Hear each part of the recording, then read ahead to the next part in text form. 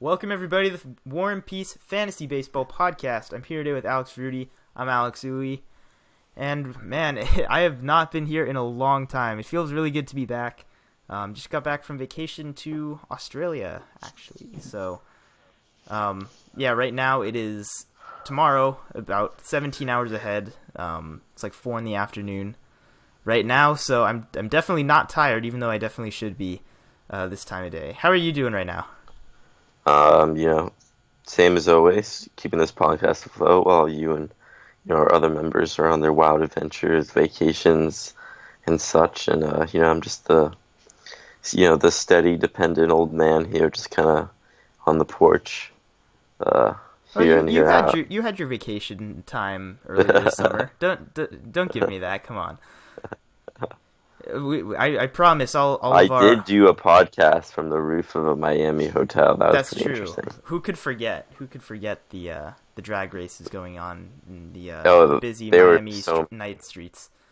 The sirens are just mesmerizing. Yeah. Sadly, I did not get to join you on any while I was away, but I did get you a nice souvenir, so I will be sure to give you that. I can't wait. I hate surprises. I can't wait. You're gonna be surprised, so you're gonna hate me for it. It's just the way it's got to be. So let's go ahead and talk about, obviously the big thing that's going on in the next week or so is going to be the All-Star game. We only have a few more games before the All-Star break. It feels crazy. We have one more series essentially, and we'll talk about all that, as we go through this podcast. But 4 days without actual baseball games. It's I don't know. It gives me chills. How do you feel about the long break? I kind of like how it's just kind of a refresher to. It's like it's a withdrawal. It gives you some. It makes you really see how much you miss it. A little mid-season, break that. It's like if you're a pet and like your owner leaves for like 5 minutes, you think like, oh, like they're never coming back, and then they come back and the world is saved. And basically what I'm trying to say, and it's convoluted. The train of thought is that baseball fans are pets and the MLBs are owners. I think that's something we're going for there. So let's just go with that and move on from that. So what's the mailman then in this metaphor? I feel like the mailman is like any probably other...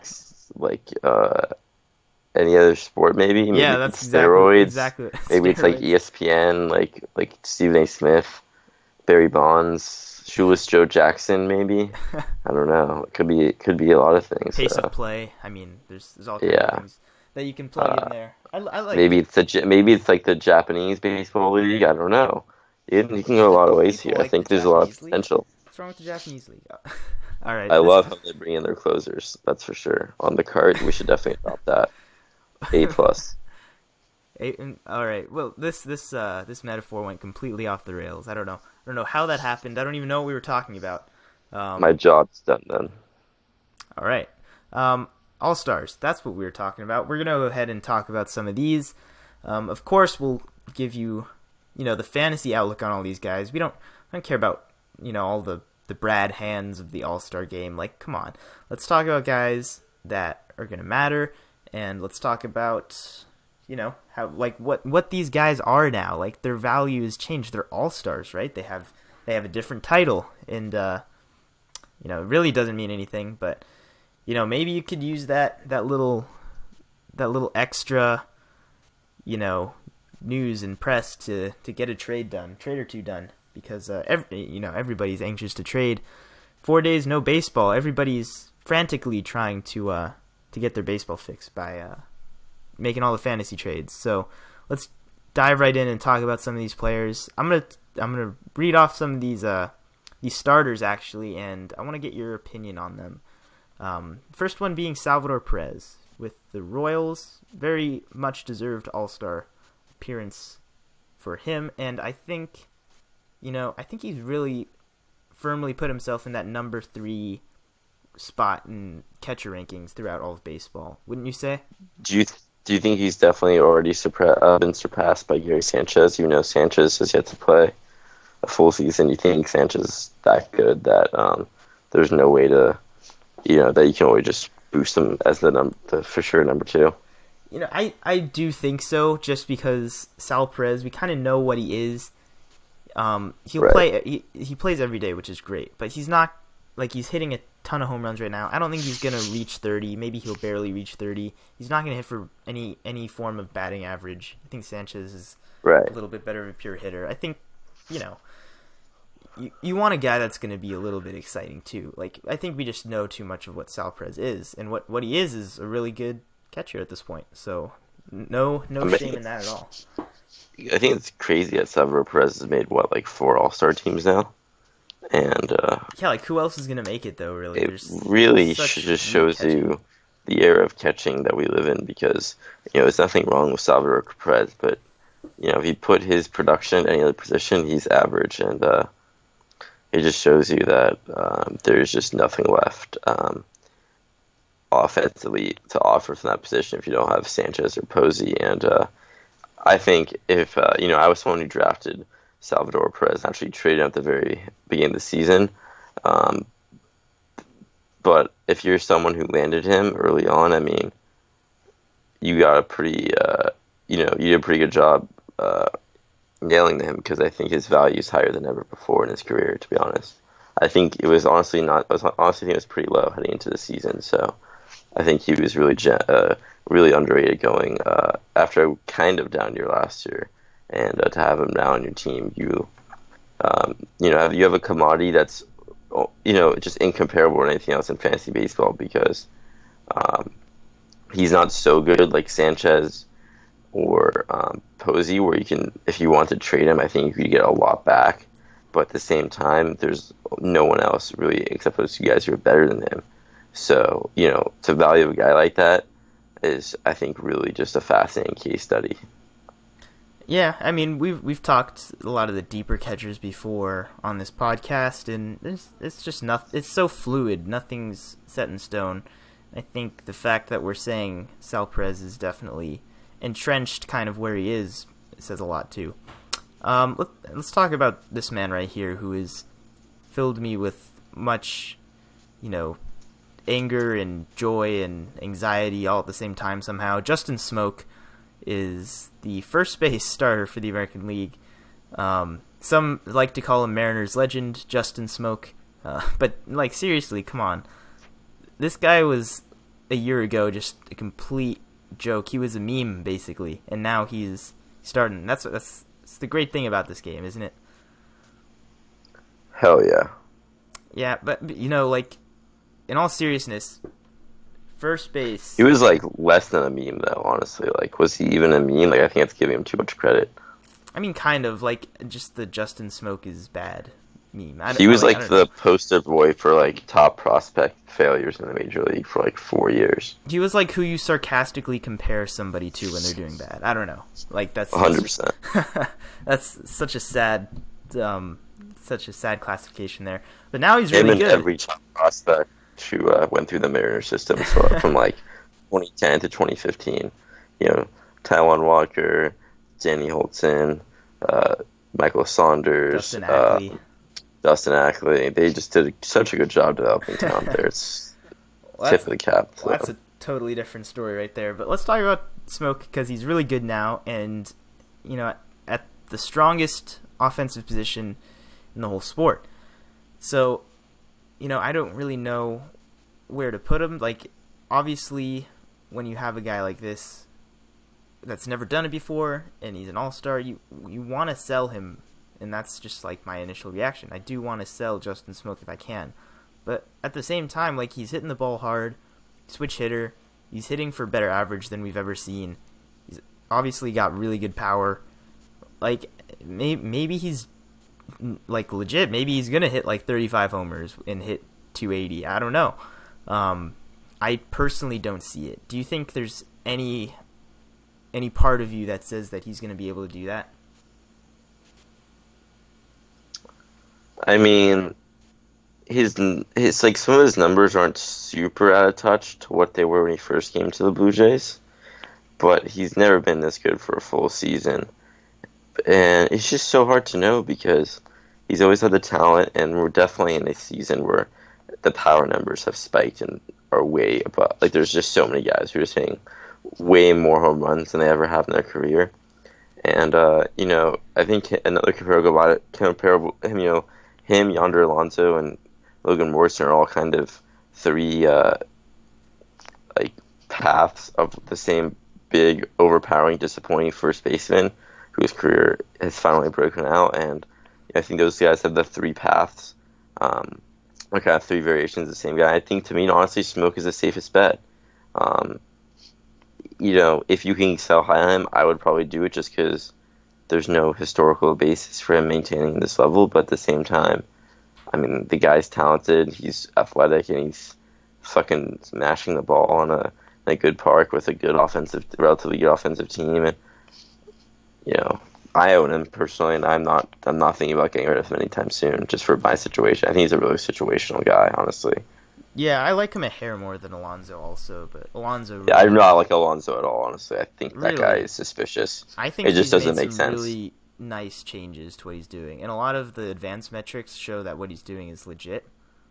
I don't have anything specific at the moment, but I think Alonso and Smoke are definitely in the same boat for the most part. All right, so a lot of these other starters, like, compared to other years, voters did an awesome job. Like, Jose Ramirez at third base, great job everybody with that one. Correa's at short. Trout is not going to be in the All-Star game. I think Betts is starting in his place. Obviously, Mookie Betts is really good. And the outfield, the rest of the outfield, Aaron Judge, George Springer, there's, like, no argument there. Like, those guys are just mashing. Like, without a doubt. George Springer's really... I don't want to really good. He's like Trout light. Yeah, and I think it was like a couple years ago when he first came up that I said, why can't George Springer do what Mike Trout's doing? And at this time, this was when Mike Trout was in super power, high strikeout, like Mike Trout phase. I don't know if you remember that very well, but I looked at what they were doing and I said, like, Springer is not far off from what Trout was doing that season. Now, obviously, Trout's made strides the last couple seasons and is just, never getting out, and he's hitting for power and doing everything. But, Springer could be like 2014 Mike Trout, like, best case scenario. I think that's still on the table for sure. I mean, I think, he's a guy who's been talked about ad nauseum so far this year. And I give him credit for just improving himself every single season. It seems like he's been in the major leagues because a lot of similar guys with his profile, high power, high athleticism, high talent, but high strikeout outfielders. Mm-hmm. There's so many guys who just never could put it together for a full year. So, that offense is insane. Yeah. Overall, honestly, the hitting coaching there is really impressive. There's no doubt. Yeah, I think the same for the most part. Let's talk about a few of the reserves. We got our man Gary Sanchez, made his way into the All-Star game despite missing some time at the beginning of the season. Talked about Alonso. The second baseman just kind of upset me a little bit. I mean, Starlin Castro's done great, but like, I don't like, why is he an All-Star? Like, I get it. He's not going to play anyways, I'm pretty sure. So they're going to get someone to replace him. And that's probably a good thing. I don't think he's even I think Scope is way more. Yeah, I think Scope's way worse than Starlin. And from a fantasy perspective, both of these guys are very much like what they look like face value. They're gonna, not provide very much other than like some batting average when they're hot and then a little bit of power. But, I think Scope more so in the power department, but even that doesn't really matter as much anymore. Like, neither of these guys are very dynamic players from a fantasy perspective anyway. And, Scope's really only in there to get an Oriole in there, right? So. Yep, they're no Brad Hand, that's for sure. Right. I mean, Brad Brock could have been a 2-time All-Star. Could you imagine? Please, God, no. Still might happen. There's a few more pitchers that need to get switched out there. The rest of these are okay for the most part, in my opinion. Lindor's in there, Sano. Michael Brantley is a weird one. Like, dude, I was pretty surprised of all the Michael Brantley seasons to make the All-Star team. yeah. This is the year he He's made it. doing nothing special. Like, he's hitting 300. He's got like 8 homers. He's got like 8 stolen bases. That was like a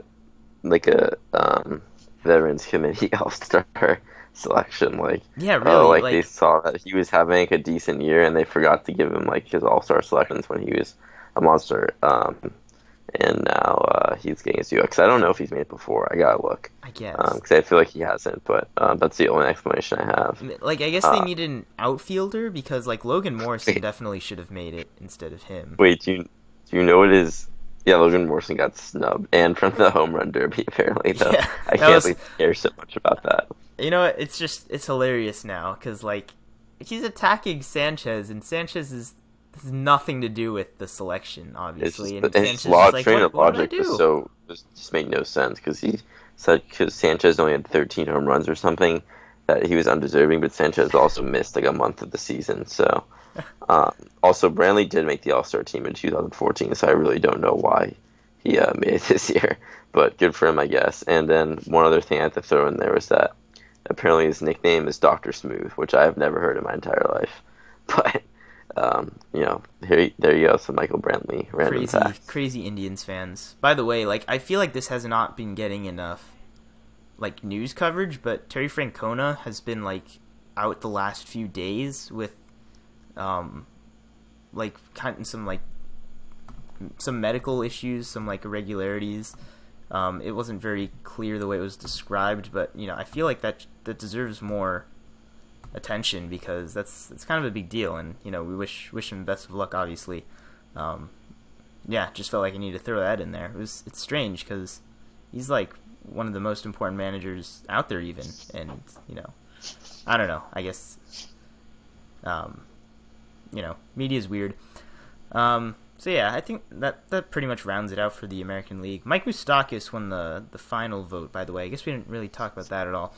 Him and Justin Turner. The National League final vote was just absurd. Like Moustakas, I can see that. Beat out Bogarts again. I think it's the second time that they've come 1-2 in this voting. But Moose has 25 homers, so I'm not gonna complain about that at all.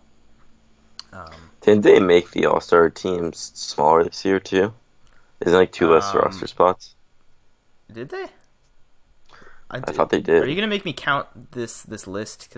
No, it's not. It's not worth mentioning. But I was just thinking there were so many snubs this year that now I I'm felt gonna like count it because you entered that doubt into my mind. Well, I don't know, but you know, Moustakas is really good. I think people are kind of overlooking that. Really underrated in the power department. People have to pay attention now. He's got 25 homers. Like, can't ignore that anymore. He shouldn't have won it. People think he's. Like, I think deep down people think he's a fluke still, even though he's a big man hitting for big power, and he's in the home run derby. So people don't seem happy about Mike Moustakas being in the home run derby because they don't think he's gonna hit like impressive enough home runs. Like this man hits him a long way. Like this is a big. They call him the Moose for a reason, and it's not just his last name. I think mostly is his last name, but like he's definitely a guy who like he's getting a lot of shit for no reason.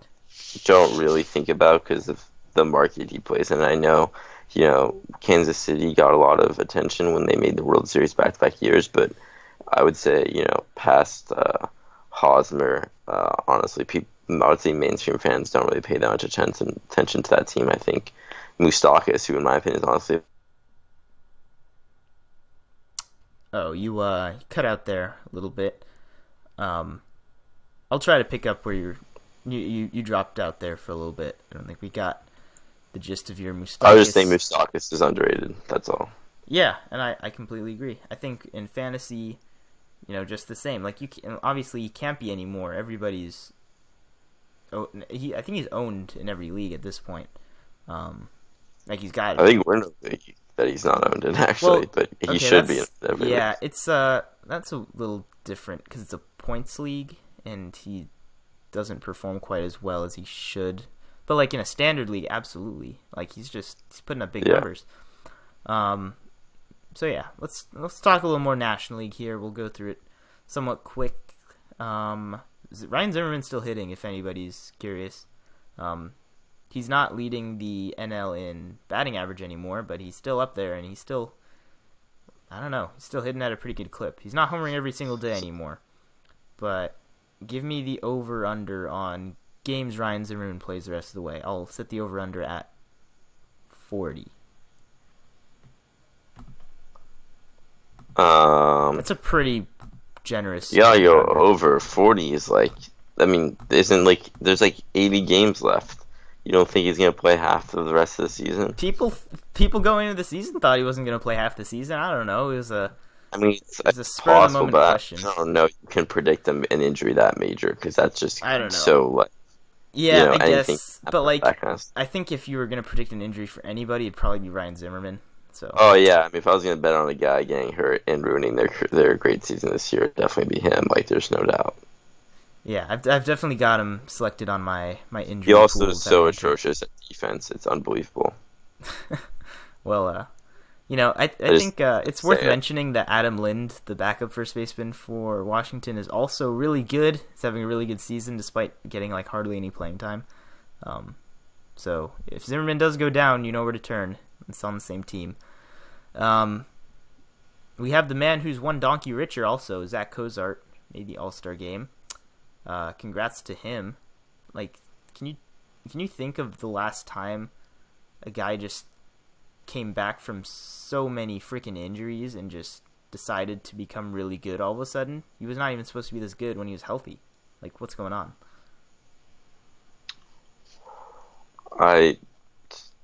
You tell me. That's a good reaction. I think that's give me your. I think what is going on? Is absolutely worth. What even is Zach Cozart? What's a Zach Cozart? Tell me, because I will tell you. I don't understand what's going on. From a fantasy perspective, Zach Cozart is a really good shortstop because. How did he go from Clint Barnes to Derek Jeter? Who is Clint Barnes? Didn't that guy play shortstop for like the Pirates for like 5 years? I don't know. I'm confused. Exactly my point. A guy that you didn't even know. Zach Cozart, I think, is definitely a guy that doesn't look like he's gonna just fall off because his play discipline numbers did play shortstop for the Pirates. Screw you. I know my baseballs. Okay, I'm sorry. I'm sorry I ever doubted you. Anyway, I just want to say that Cozart looks legit. His play discipline is legit. He's clearly been taking notes from Joey Votto, and all the underlying numbers and launch angles. Can't get enough launch angles. There's nothing fluky about what he's doing. For the most part, he's not going to hit 350. I don't know what he's hitting anymore, but like, come on, like Zach Cozart is in a really good situation right now. So I think there's no reason to cut ties with him. Yeah. So like Paul Goldschmidt, obviously being on the bench, just got completely snubbed out of the starting spot. That is Zimmerman, really great first half. Paul Goldschmidt's better. That's all I have to say. Paul Goldschmidt would be the MVP of not just fantasy baseball, but he's definitely the MVP of the first half for the National League, right? I honestly haven't considered that question hard enough, but come on the spot. That much better than Bryce Harper, I guess. Yeah. I mean, I like giving it to a guy on the Diamondbacks because they're like a pretty surprising team. I mean, I think you can make a case. I don't know why I said stage, but that is what I attempted at first. A case for Charlie Blackmon. But I mean, Goldschmidt's definitely deserving of an MVP for his career so far. So I would have nothing wrong with that. But I don't know if it's as clear cut as you're making out to seem. That seems a little bit much. I mean, you can make the case that Cody Bellinger is the MVP of the first half, and he passed half, and he didn't even play a month. There's a lot of really good first halves, but Goldschmidt is just on a different level right now. He's the number one fantasy position player anyway in all of baseball. And I think if you were to make new rankings today, it would go Trout, then Goldschmidt. I think it's that simple. It's crazy. Last year, I ranked Paul Goldschmidt number 1, and that was super bold. Like, for the time, it was either supposed to be like I don't even remember that year, but it definitely, like, Goldschmidt was not in that number one discussion really. It was like three guys that you were like, you could argue for that spot, and I put him there, and he had, you know, kind of a down season by his standards, and, you know, Mike Trout did what he did, so I decided that Mike Trout would never be dethroned from his number one spot, and then this year he does this, and now I'm like, well, I was a year off, but you know what, I did know that it was coming, so it's not exactly a hard one to predict. You know, you got plenty of Dodgers on this team too. You got Seager, you got Bellinger, you got Justin Turner, who won his fan vote. Like, come on, Justin Turner missed a ton of time and is still like he's like top 3 in WAR in all of baseball. Like, this guy is ridiculous. Is he actually? Yeah. Wow, that's incredibly impressive. He definitely deserved to win that vote then. Actually, I know Ray was gonna blow a casket if he didn't make it. He was pretty animated. Yeah, I actually don't know if it's all of baseball. Definitely top 3 in the NL, but all of baseball, I'm not sure. That's still really impressive either way. It is. No denying that. So yeah, like, before we talk about pitchers a little bit, I do want to bring up another discussion here. Kind of a little existential question almost. So there's 2 Marlins outfielders in the All-Star game, and Christian Yelich isn't one of them. If that was being said in like February or even March, I don't think you would.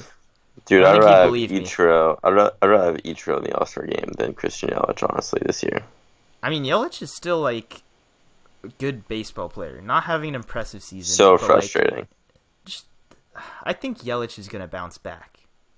That's what I think. Like, he's just too pure of a hitter. Like, I don't know why, but like, we saw what he can do last year, especially with the power, and you know, he's always gonna he's gonna swipe you a few bases. He's gonna hit for a decent average, even in this down year. He's not like completely tanking batting average, and you know, like, I can still see Yelich being the second best outfielder of this bunch by the end of the year, which I know is kind of crazy to say when you consider Marcell Ozuna and Stanton, who, you know, I said a couple podcasts ago, kind of jokingly, that Marcell Ozuna might even be better than Stanton, and I got ridiculed for that, and I definitely still don't. You deserve to be ridiculed for that. But right now, assuring you, I don't know. That was fair. Right now, it's a little bit closer of a discussion, and that's kind of what I wanted to ask you about. Is if you had to rank these 3 outfielders, are you definitively going Stanton, Ozuna, and Yelich going forward? Yes, I don't think there's even an argument to be made. Marcell Ozuna is the definition of like a wild card. Like, who knows what that guy's gonna be doing in like a year from now? He might pay back in the minor leagues. I mean, talk about someone who's untrustworthy. I mean, and you know, I value consistency probably way too much. Well, if you value consistency, then you should be expecting the Giancarlo Stanton injury of the season any moment now, because that's another factor. By that logic, Yelich should be first just because he plays the most games in the major leagues every year. But Yelich wins by seniority.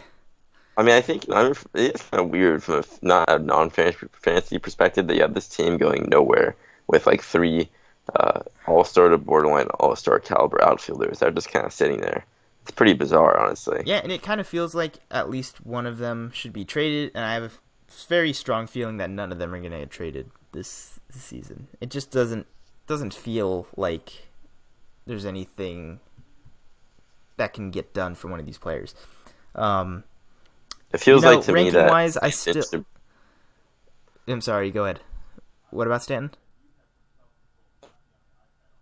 Like, he should have like 40 home runs by now, when this is like this season where everyone's hitting a boatload of home runs, and then him and Ozuna have the same number. I think it's pretty crazy. It shows you that, you know, the change in the ball or the launch angle or however you want to put it is helping not the guys who have always had that league top of league power, but the guys who were always on the cusp of having that top of the league power. It seems like to me. Well, it makes sense to me because when Stanton squares him up, he was already hitting him 450 feet. Yeah, now they're just going definitely. 480 feet instead. I don't know. Like Stanton's already Without a doubt. like how can you hit more than his insane No, I pace agree. already? Yeah, I think I still have to rank Stanton number 1.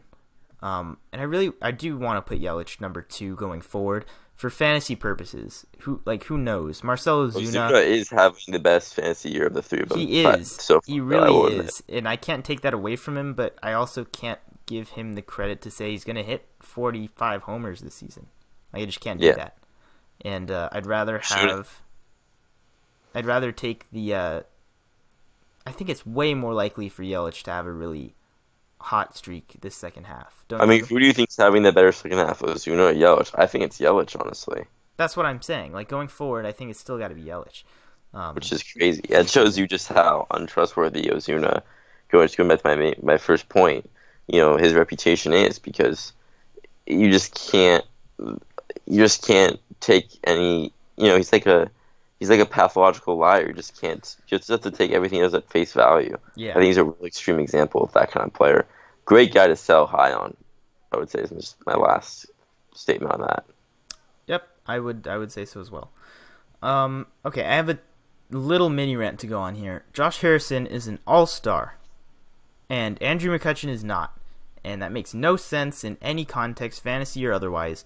Andrew McCutchen is a top 10 outfielder in my mind, or just on the cusp of it, which is insane because a month and a half ago we were saying this guy's done. He's completely out of it. This dude is hitting like 430 since basically everybody counted him out. He's hitting for power again. He's not really running. Yeah, that part's out of the game, but like Andrew McCutchen is hitting like he was before. He figured something out, and I'm not going to take that away from him. He should absolutely be an all-star. And I'm going to say right now that McCutchen getting snubbed might, kind of hurt your chances even if you want to trade him. I would trade him right now. I would trade him for Starling Marte right now if you could. Would you? That's interesting. I would absolutely do that. No, but I don't blame you for that. Logic, it makes sense. It's just not my style because I have no idea what Marte is going to do post-suspension. Okay. Well, I guess I could clarify. I will say though, if the more I think about it, if I were to make a bet, who's going to be the better player, probably Marte, because in recent memory, there's more guys who have come back from steroid suspensions and still performed at a reasonable level. Melky Cabrera is my favorite example, and I think broadly from a fantasy perspective, his production is somewhat similar to Marte's. He should be an all-star instead of Brantley. That's the one, boys. Yeah, he's having a better year than Michael Brantley.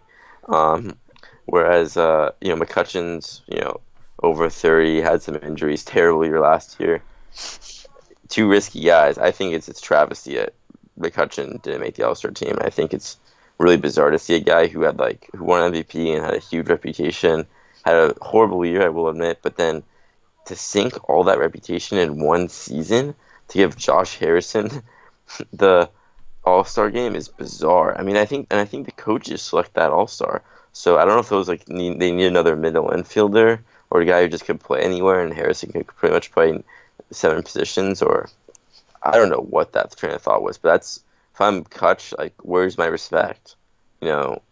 Pretty disrespectful to the guy who won an MVP. Yeah, it's stupid. I mean, I went on my mini rant. I'm done with that. So, yeah, and I did want to clarify, not in a points league. I wouldn't trade McCutchen for Marte in a points league, but anywhere where stolen bases matter, absolutely. I want Marte. Marte is going to be really good when he comes back. That's just... It's not really even a bold prediction. He's just a really good player. Yeah, so let's go ahead and talk about some of the pitchers here, and we'll talk about the weekend schedule a little bit before we wrap up, too. We didn't talk about either league's pitchers, but, I guess now would be... Who's even available? I get so confused about, which starters are actually showing up, and the 8 relief pitchers who I'll never remember in 10 years, and it's so confusing. I think, right now, what I want to, take away from this is that the top tier of pitching is so small, but it's so freaking. It's minute. I would say there's 4 pitchers in the top tier right now, and that would be Kershaw, Scherzer, Sale, and Kluber. Not necessarily in that order either. And I think Kluber's holding on to dear life there because he's not at the ERA of those other 3 guys. As much as I love him. Well, Corey Kluber, since he came back from injury anyway, has been dominant. All right, that's fair. But he just, historically, his ERA has rarely been a guy you'd put. I'm just saying on the same level as those 3 guys. I'm not saying he isn't elite, but I'm just saying I would say he's definitely like. Whereas I think so far this season, Kershaw, Sale, and Scherzer have all been broadly equivalent. I don't know if you can say just because Kluber started off so slow, that's necessarily broadly true. And then just going forward, Kershaw by reputations lives in his own, planet. Scherzer the past. Well, I think that's the interesting thing is that like right now Kershaw is getting visitors on his planet. Like Scherzer and Sale are there. Yeah, Kluber's kind of like teetering. Like he's dominant, but he's not. Kluber's orbiting the planet of Kershaw. Yeah, he's in orbit, and then I'd say Sale's he's in the Moonlander. Coming in, he's entering the atmosphere, and then Scherzer landed. Got like his jetpack he's on. Planted, he planted his flag. He has his rover. He's driving around. He's making noise, and such a fascinating career. Just took so long to develop out of college too, which you rarely see a guy go from college and then spend this long to get to an elite level. His stuff has always been electrifying, and I think he is arguably the best pitcher in baseball right this second, which just sounds blasphemous considering, Kershaw, before the season, even with injuries, was just an invincible deity. But, it just shows you, even though there's only 4 truly elite pitchers, and I totally agree with that claim, one small dip that would only be a dip for Creighton Kershaw and for anyone else would be career highs and career best, makes you mortal again. Yeah, and, it's, we talk about these great pitchers. That's not really very helpful. Like, everybody knows these guys are the best. But, just looking at these all-stars even, there's so many guys that I'm trying to sell, honestly. Like, I want to try to stay away from these guys if at all possible. And I'll just list off a bunch of names and tell me if any of these really shock you. Yu Darvish, Michael Fulmer, Dallas Keuchel, Irvin Santana, Jason Vargas, Zach Greinke even. Why would you sell high on Michael Fulmer or Yu Darvish? I gotta ask that. Those two really stood out. Michael Fulmer is really not quite as good as everybody. He's really. Okay, if you're in a keeper league, I would not sell high on him. His second half last year was really not impressive at all, and his numbers this year are good. But obviously it's different because he doesn't have that stretch where, in his rookie year, he had that 6 start stretch where he gave up nothing, basically, an entire month and a half, or month to a month and a half where he was just not giving up run at all. But now this year we kind of see really, really good competitor, really strong pitcher, just not putting up the numbers quite as good as everybody thinks. I don't know if that makes any sense. I think he was maybe slightly overrated, but he's 24 years old, won Rookie of the Year last year, made an All-Star team this year. If you're in a keeper league, I don't see how you want to trade high on that guy. Sell high, but if you're in a single-season league and you're making a championship push, you could probably get a guy who's going to be better going forward for the season and convince someone to take him. I gotta hear the Darvish logic, though, because that one really shocks me. Sell me on trading Darvish. You own Darvish too, so in one of our leagues. So I do. And offering, the thing is, I'd love to trade for him. It's more to do with stamina than lack of ability, in my opinion. I think he's gonna hit a patch where he just doesn't have it, and he's had some flashes of shaky command throughout the season so far, even though he's put up really good numbers. But, coming off like this is his first like full season back from his he had the injury, came back last year and dealt with other injuries, correct? Yes. So this is really his first full season back. And I think he's going to run into some fatigue issues. And again, this is single season logic right here. I'm not saying cut ties with him, he's done. But I think there's going to be a serious dip coming, and I think it's going to be really frustrating. And I think it might not even be worth it at this point.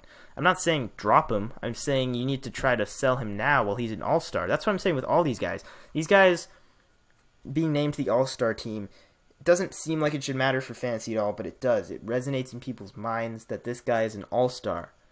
And, that has to factor in there. I think some of these other guys are not so difficult to see why I can say that. Not at all. They definitely make perfect sense to me. Right, okay. I won't go too in-depth then. I don't know if I agree with you on Darvish, but obviously, I think you follow him closer than I do, and I can see your point of view there. It's almost just a hunch. If Tanaka is having a better year, I think you can make the case for him too. And I'm not trying to be like racist or anything. Like, they're pitchers from Japan, and you should sell high on them because they inevitably break down. But to be honest, it's just a fact at this point in major leagues that these guys have thrown so many young innings and rely on such a pitching style is just not good for your long-term health. It really seems apparent that, Darvish has never proven himself to be durable, so why would you bank on it now? I totally agree with that. Yeah, and it sounds harsh, but I'm just saying it's smart. All these guys, the game. With all these guys that I'm naming, I'm not saying they're awful. I'm saying that, you have to sell them because they're at their peaks right now. A lot of the relief pitchers on here are top closers that don't really need any explanation. But one guy, okay, there was another thing I wanted to talk about was with today's game, Robbie Ray, or I should say All-Star Robbie Ray, went toe-to-toe with Rich Hill, and they battled out a pretty nice pitcher's duel. And the Dodgers freaking won that game? That the Diamondbacks were winning the entire time, pretty much? Or, they had a 3-run lead going to the 9th inning, and Fernando Rodney just completely, rolled over. Fernando Rodney is the closer for the Diamondbacks? Where have you been? Dude, he hasn't given up a run before this in 2 months almost. Yeah. Oh, wait. This is the whole... He became a citizen and then turned into Mariano Rivera, right? That was still going on? That was preseason news where he was having some problems with that, right? But, I will read you what he's done. I gotta open the splits because he had a really rough month of April. So the overall numbers don't look that good.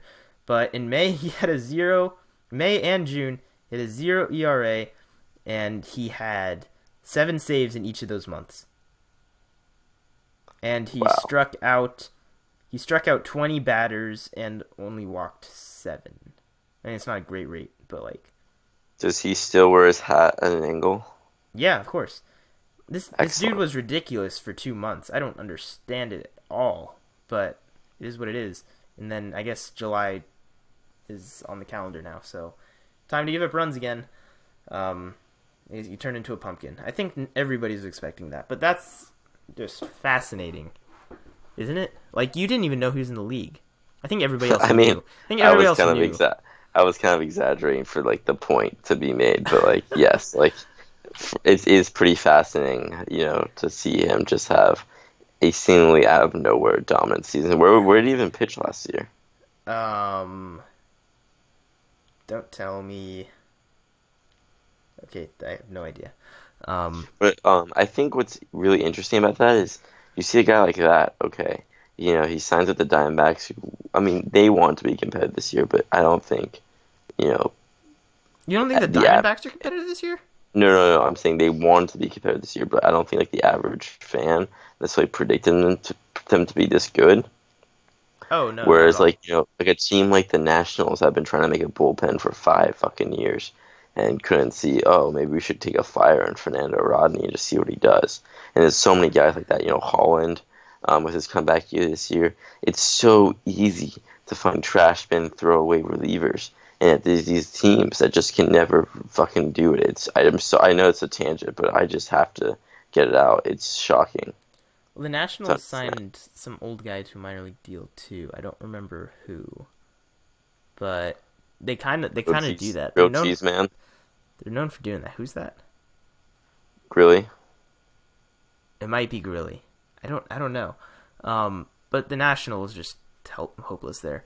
But I did want to mention Robbie Ray is really freaking good. He struck out 13 batters in today's game in 6 innings. Like, who does that? And then Rich Hill is also really good. One of the best pitchers on like a per start basis. If only they had a cure for blisters. And I should also throw in there that Alex Wood is an all-star. I don't care what anybody says. He's an all-star. He's probably going to take Clayton Kershaw's spot.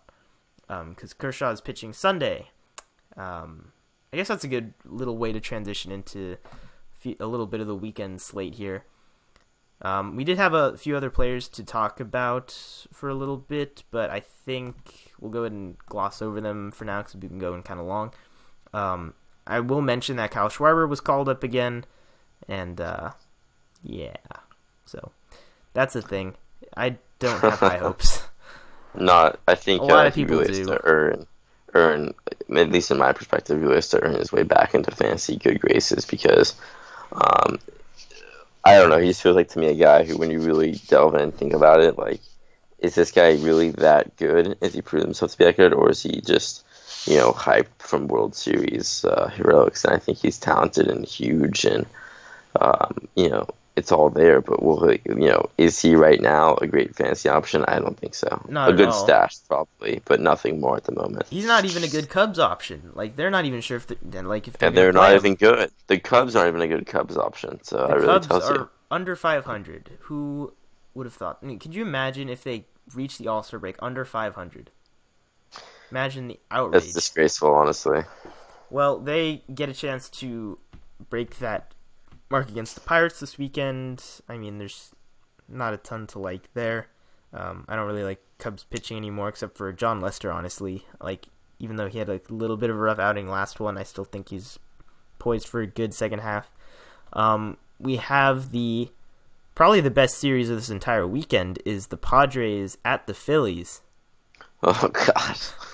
So I just threw up in my mouth a little bit. I think I can equally expect... No, never mind. I expect 0 runs to be scored the entire weekend. Next, the interleague matchup is the Brewers at the Yankees. I like Montgomery. I love what he's been doing. I'm not going to use him, though, because the Brewers freaking crush lefties for the most part.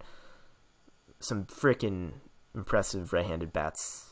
They got Braun back. They got everybody going. They're in first place. Good for them. Scherzer, use him every time, obviously, against Atlanta even. Charlie Morton and Aaron Sanchez are back as well. That was something else that was noteworthy. They're starting against each other, actually, in their returns. You don't like Charlie Morton. Can you tell me why? Just really quick. I think he's fine, but I don't think he's doing much for you in fantasy. I mean, he's like an innings eater. What's so special about him? I mean, I don't know. In certain situations, he's like useful, but I mean, he's not winning you the league or anything. He's just a dude. Well, he was striking out a lot of batters this season before he got injured, which was really strange and that's kind of uncharacteristic. Charlie Morton, that's just Brad Peacock. That's fair. Striking out like 18 batters an inning. I told you earlier today. You think that's gonna last? Brad Peacock is legit. He's gonna strike out. He's gonna stay on pace and strike out 18 batters per inning. I mean, it's also a really high strikeout fucking league. So just I think you have to really adjust what we consider high strikeouts are too. If you aren't decently high, he struck out 65 batters in 57 innings this season. That's a really good rate by any standard. If he keeps it 10 per 9, you want to do an over or under? What's his strikeout rate going forward? Yeah, sure. I'm gonna go with over under 7.5. I'm gonna go over. Not by much, but I think he's in that range. I don't know. He's a really high whip pitcher, but I think So that's another reason that he's not that good. No, I mean, yeah, but like strikeouts are strikeouts, and when you're doing it at that rate, like you'll take that basically. Charlie Morton. He's on the right I'm team turning to get. for my He's strikeouts. on the right team to get wins also, which helps a little bit. That's Wins. true. Wins. Such a shame that we still use that. Yeah. So, what other pitchers look good for the weekend here? I like Pomeranz a lot. Actually, I think he is going to be a really, really good pitcher going forward. He was really good last year. I don't think people remember that. He was an All-Star last year. So I think that's something to keep in mind. Ricky Nolasco coming off the shutout against the Rangers. Oh, What do you think of that? No. It's intriguing. No. He's going against Cole Hamels, who he recently Wait, came back. but I need This to might be bring his something first back here. Can I ask you something? I am Yeah. sorry that I know we've moved on, but I got to put this in. What do you think Charlie Morton's career strikeout rate per 9 is? It's probably something ridiculous like 5. It's 6.58. Okay. There's no way. I mean, he he's doing maintains a something this 10.1. year to like get more swings and misses. I don't know. I'm sticking with it. How about And Kevin also, Gausman? how dare you mention Ricky Nolasco on this podcast? He That's threw a just shutout last blasphemy. time. He's relevant. How about Dude, Kevin Philip Gausman? Humber threw a perfect game. That doesn't mean he's the next. He was We're the still next Nolan talking about Ryan. him. He's relevant. So there you go. All right, touche. Kevin Gausman. I don't know what to do with Kevin Oh, Gausman. dude. He had a That really guy good needs to get start traded. last time. He had a really good start last time out, and he's just He been needs so to get awful traded. at other times. If that guy started pitching for the Rays or the Pirates, he would be an all-star.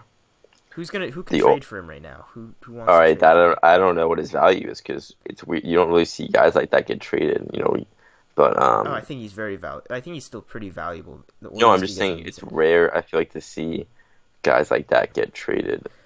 Yeah, Especially especially a because team in a position as the Orioles when they're they not need pitching. particularly good. Yeah, They're not they going to need. trade pitching when they need pitching. It's Yeah, him and Dylan Bundy though, who is having a great comeback year, and I think underrated. After a really, really tumultuous way to get into the majors from being a former top prospect.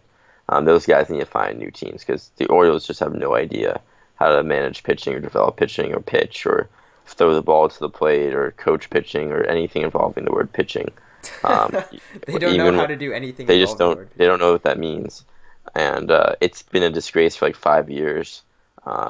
Even with their luck in the bullpen, I mean, they even mismanaged that great bullpen when they have it. So, Yeah. I think Gausman is a guy who is really worth watching, but also I feel like he's been worth watching for like 4 years. And there comes a point where you just might have to accept that he was never going to be a consistent guy who puts it together every single day, at least on the Orioles, or every single start, at least on the Orioles. Yeah, I'm not using him. I basically just summarized what you said there. So, a few places to look for the bats this weekend. White Sox are in Colorado. Reds are in Chase Field. I'd go really heavy on the White Sox and Reds bats. Obviously, you always go heavy on Rockies and Diamondbacks. I'm going with Marlins pitchers this weekend against San Francisco. I'm taking every pitcher against San Francisco now. It's sad. What's going on there?